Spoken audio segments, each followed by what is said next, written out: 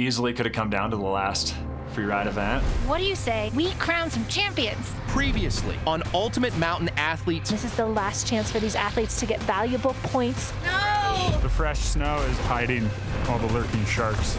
And coming up, You will need to get those points. I'm pretty torched to lock this in. Keep it controlled, and I think that will go a long way. judges, it is time. He clearly was really capable of all of the events. It's gonna be really tight. It is time to crown our Ultimate Mountain Athlete champions.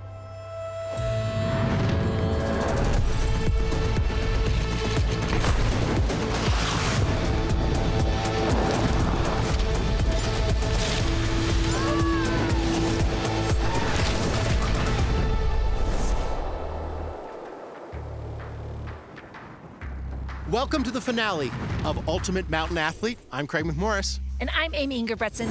All season, we've seen 8 elite-level athletes push themselves to their limits, from rock climbing to ski mountaineering, mountain biking, and now in the Freeski Challenge. Craig, there has been no shortage of ups and downs in this competition. And now it's time for us to crown our champion, our Ultimate Mountain Athlete. But before we do that, we have to get you to Kelsey Wittels' second and final run.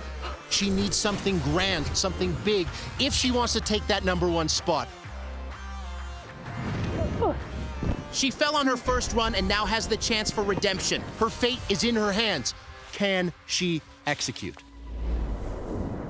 5, 4, 3. Let's see what happens. Just a grab. Okay, just a grab. So she's opting for a little bit more conservative start. Maybe to set herself up to have more energy down low. I guess Maybe this is such a long run. These judges are watching these athletes very carefully to award these final points. Remember, these athletes have 2 attempts, but their best run is what's going to propel them up the leaderboard. The snow was beautiful, light and fluffy on top of moguls, so that adds another element to it. I was just making a turn through one mogul. I don't know if I hit something or I don't know if I had snow on my boot. Oh no, she's lost a ski. Caught some. And just walked right out of my ski. And what goes through your head when that happens? No, you gotta be kidding me. I blew it. Yeah, that was just a huge bummer. Coming through the finish line, you reflect back on the competition and it's hard not to do shoulda, coulda, woulda. I want to redo. Let me try again. It was harder than expected. I'm pretty torched. Didn't perform like I thought I would, but I think that's how it always goes, right? You always want to do better. But at the end of the day, I mean, it's been an incredible experience. Just trying not to focus on the bad parts and just look at the good parts. Okay, one more athlete, Celeste. I don't feel sick at all, and I haven't felt sick this whole week, but after yesterday with the mountain bike and obviously everything else we've been doing, my lungs are feeling really compromised and we're at altitude, so I've just been coughing a lot. Yeah, it felt really, really bad. And then when we started the boot pack up to the top of the run, I had to keep stopping and catch my breath. I'm not a big crier, but I started crying, and I know that when I'm crying and I can't breathe, it's because an asthma attack's coming. For my health, do I just pull out at the second run? We're bringing a sled in for Celeste. She's got an asthma attack. It just feels so weird when your body feels good, but you just aren't getting enough oxygen. Oh. Thanks for Sienna for lending me her puffer. Dropping. Celeste Pomerantz in 5, 4, 3, 2, 1. Right up. Celeste. All right. This is a big moment for Celeste. She's got a really solid first run score, but she's hoping to improve here, I would think. With Kelsey falling on both her runs, the door is wide open for Celeste. Knowing that I don't have tricks in the bag the same way Kelsey and Anna do, I was like, you know what, I'm just gonna operate within what I know I can do, and that's skiing hard. I knew Kelsey had fallen, but I also knew that she landed a backflip. So maybe with her backflip, she's still ahead of me. She's actually, she's gained some speed down this middle section. We've seen everyone else slow down a little in the middle, and she's found a way to kind of keep her pace up. Okay, I just gotta keep it controlled, and I think that will go a long way.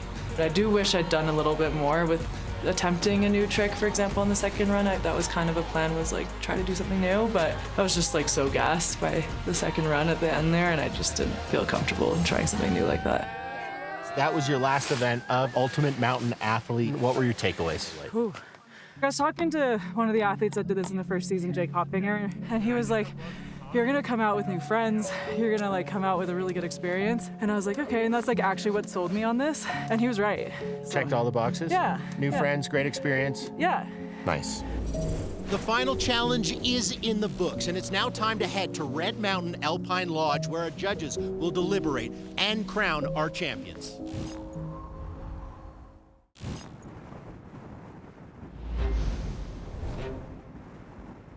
We've moved down from Silverton Mountain to Red Mountain Alpine Lodge, and we are joined by our very educated judges. And now it's time to crown these winners and hand out $40,000. But before we do that, we wanted to have kind of a sit down and chat and kind of go through everything that you guys have seen out of these athletes this season. We need a squeegee. We need a squeegee stat. The way my brain is wired, I just want to be able to do everything. Watch the previous season, and it seemed like something I could kind of hold my own in those disciplines. I wanted to do this competition because I wanted to see if all the effort and work that I've put in personally over the years has paid off. Who do you guys think won the guys? I'm unsure. Yeah. Thorn? Yeah, I think so too. Really? This is it. I would say it was pretty close between Carter, Parkin, and I, but I think I'm in the mix. I was so excited to do this competition because these are all the things that I love.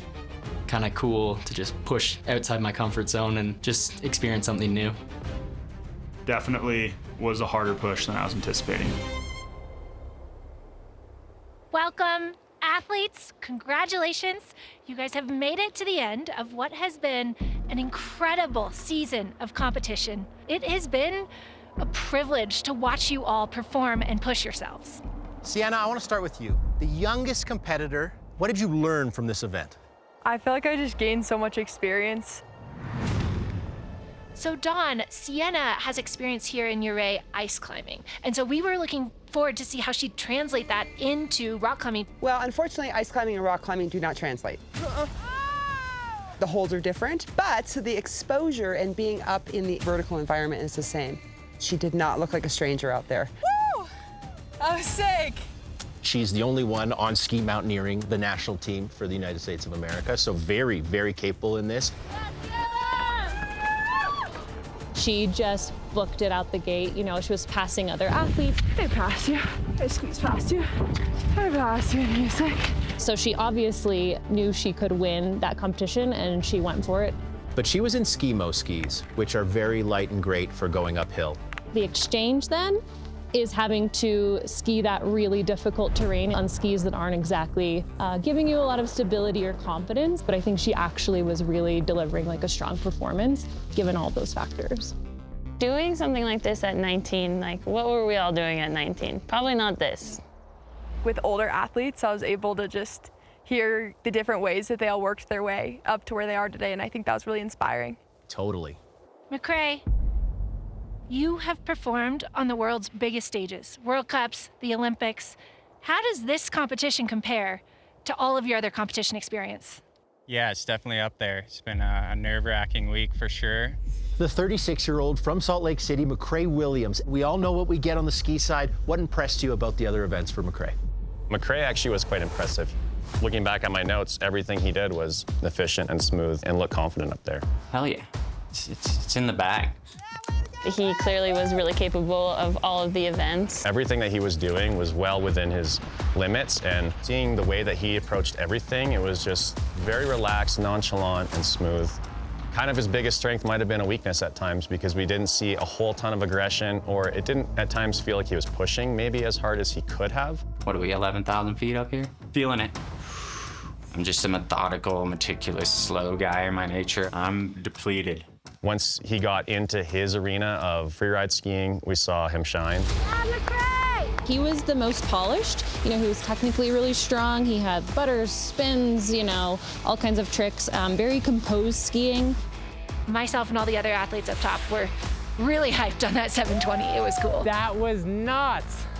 Been an incredible week. Everyone's absolutely crushed it, and it's just been an honor to be a part of it and to do something a little bit out of the box for myself. So it's been great. Anna, what's one thing that you're going to take away from this experience? That it's fun to try hard and do things that are a little out of your comfort zone, out of your element, and push yourself in those positions. Anna, I feel like the whole season was waiting for Freeski Day. You can just tell from her skiing she really thrives in this free ride style, but watching her backflip on the first one was such a highlight. It was textbook. And then it was great to see her technique through the middle section, to be able to maintain that energy and still be able to throw a 360 at the bottom was super impressive. In a judge's opinion, she swept the Freeski event. That aside, I was also really impressed by her climbing. Technically sound climbing. The right balance, the right moves to make it look like she was clearly capable on the rock. Where we saw her struggling at times was maybe on the bike. So getting through that well was impressive. Overall, I think she put on a really, really solid performance. And absolutely our strongest freeride skier.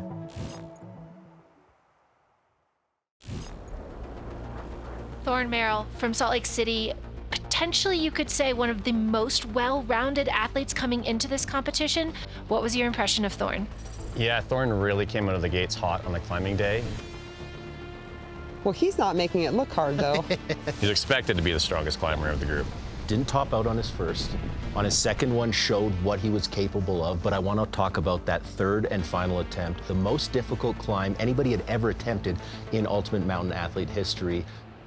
He was so competent to climb any of those routes compared to anyone else. The way he floated up that thing in, I think, 4 minutes and change was just incredible. Oh my God.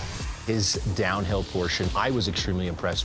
I think that was, for me, one of Thorn's most impressive events. First up, first down, and a 360. Yeah, Thorn was so impressive. He had no problems just lining his ski downhill and kind of booking it out there. And he also had the fastest time downhill. Thorn is a really capable mountain biker, clearly. A lot of exciting moments on Thorn's run. What's he got? Tweak out the game. Oh my God! But unfortunately, things started to progressively fall apart a little bit at times, a little bit of sketchy moments. He almost missed the corner into the truck gap and went for it anyways, and unfortunately, that's as far as he got. Oh! With those mistakes and that crash, the score came in pretty low on that event for him. Oh, he laid it down. Do we have any scrapes? We don't need medical, we're okay? No, we're good. It was nerve-wracking to see him crash, knowing that he had 2 more events he had to compete in. I was like, is he out? You know, it was kind of a tense moment. If you could change one thing throughout this whole experience, what would it be? Maybe not going for the bike jump, but might be a little less sore. Otherwise, it was a perfect week. So Kelsey Wittels turned out to be a really strong performer on the climb day. The first day watching her climb, you could tell she just is a rock climber. First pitch, everyone did the same 510, and she just made it look so casual. Definitely a step above some of these other women. So solid, she had lots of time left, and breaking that big hold was bad luck. She would have scored quite a bit higher if that had not happened, but it was still the highest score for the day. Now, the downhill is time. That's a very big factor, but it was also judged. The grace in her turns and the confidence, not to mention the speed. She really looked like she wasn't slowing down as the conditions got tougher at the bottom, where some people did. What did you see out of Kelsey when she was on her bike? I know mountain biking maybe wasn't her strongest suit, but she still demonstrated great mountain biking. One thing that we loved about Kelsey's skiing was her consistent kind of pace and flow. So that really brought her score up in the flow category. Oh God. But she crashed. No, you gotta be kidding me. And she crashed again, and then one more time. We were just pushing ourselves to the limits. We were doing as good as we could, being just at the end of our ropes. Her best skiing, I think, was kind of above the rest of the field, but those crashes really hurt her overall score. Carter, what surprised you the most about yourself out here? Woo! Oh, let's go! I'm a climber now. Carter came into this, I think, with relatively little climbing experience, so definitely some room for improvement. Absolutely. Speaking of people that were out of their element on the climb day, Parkin, Costain. Well, both of those athletes, their specialty wasn't necessarily climbing. And for someone who, quite honestly, has very little climbing experience, he did quite well to manage. Yes! Woo! Nice send, Parkin! Parkin, you look to your left and to your right, you see your fellow competitors. Did you imagine it would be this competitive with such different events? Yeah, I definitely looked into like the athlete roster this year leading into things, and I was like, this seems like it could certainly be pretty competitive. So a theme on the bikes was Carter versus Parkin. It was an absolute battle. I was completely floored by both. And when we saw Carter go, we didn't think that there was going to be a higher score possible. Very quick, the fastest we've seen. I mean, he hit every jump with style. Oh! Left very little room for improvement on that. Ooh. Then Parkin came with such ease, speed, technically so advanced. Hands down, perfect score across the board. I mean, so impressive, both of them. It really came down to the mistakes. Both of them went as fast as I think anyone on this planet can go. We thought for sure that Parkin was gonna cross the finish line first after the big mistake that Carter made, crashing his bike into a tree a little bit. Oh, he's down. No. That cost him maybe 5 or 6 seconds. And then at the very, very bottom on the last corner is where Parkin kind of made his big mistake, and it came down to 2 seconds. Talk me through the battle of that impossible climb between those two. But the fact that both of them got to that same spot and it came to within less than a bike length in the end, it was really incredible and super exciting to watch, and just an unreal ride from both of those guys. Parkin's line choice on his first free ski run, I thought was the most impressive. For me, what really set Parkin's run apart from everyone else was just faster and a bit more aggressive. Yeah, for me, it was the winning run. Let's stay on Carter. He understood that, hey, maybe I'm not in first place. I need something big here. He definitely had a really strong start, threw a nice front flip. And then a little held up on the rocks.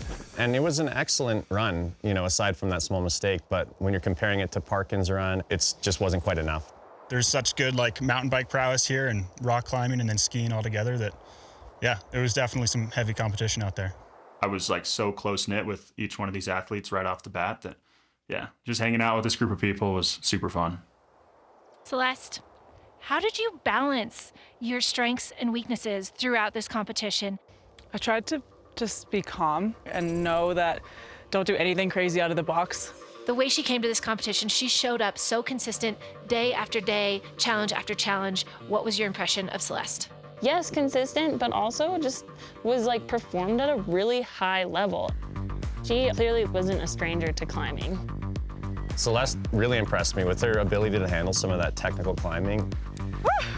Take! Biking was sort of a no question, you know, she does that all the time. I could be shooting myself in the foot by like working on people's bikes and like helping them out and giving them tips, but like I just want to see everyone have fun. Clearing every jump super well, good body position, never really overshooting or casing any of those jumps. It was kind of expected that she was gonna sweep, but seeing that with my naked eye was so incredibly impressive, having been up there myself.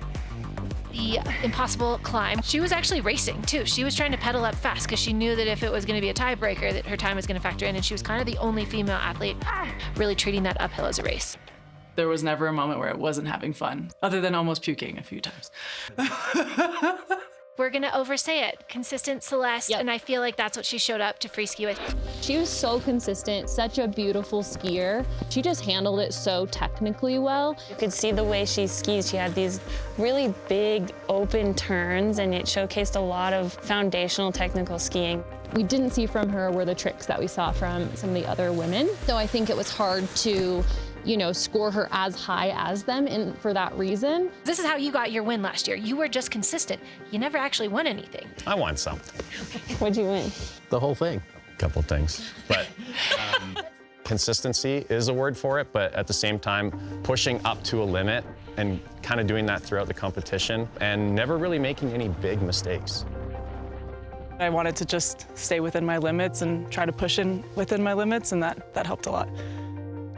Sierra, Dawn, Nick, Molly, we thank you for your time and your insights. It is now time to head to the award ceremony where we will crown our Ultimate Mountain Athlete champions and hand out $20,000 to the men's winner and $20,000 to the women's winner.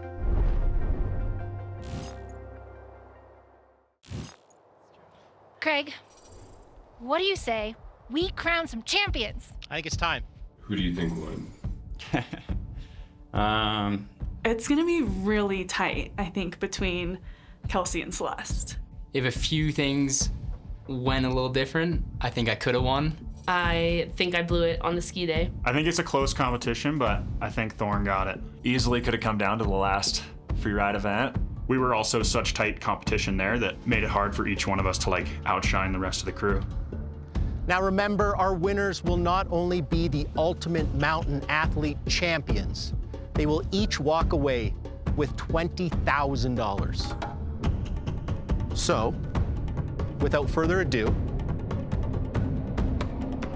it is time to crown our Ultimate Mountain Athlete champions.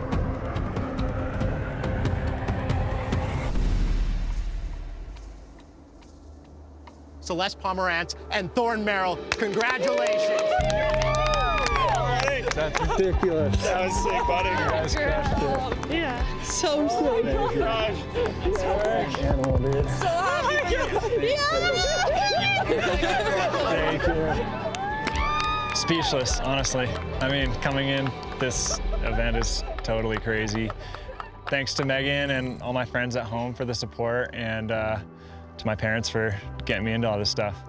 I've never won anything before, so yeah, winning something feels good. Yeah. You've always come in second or Fourth or 11th, yeah. I've never won anything, so yeah, I'm feeling pretty thankful right now. I want to thank my mom and my dad and Black Crow Street Protection and Gordini for supporting me, and then also shout out to Alex Armstrong for convincing me to do this. Congratulations to our winners, Celeste Pomerantz and Thorn Merrill. Along with the title, they are going to be taking home $20,000 each. Also, huge congratulations to all of our athletes. From an incredible week of competition here in the San Juan Mountains of Colorado, I'm Amy Ingebretson. And I'm Craig McMorris. If you think you have what it takes to be an Ultimate Mountain Athlete, stay tuned to Outside for more information on how to sign up for Season 3. This has been Ultimate Mountain Athlete, presented by Toyota Trucks. Thanks for watching, and we'll see you next time. I have no idea how close it was. I know! Woo! I got cork 7 on the trampoline, but not on the skis.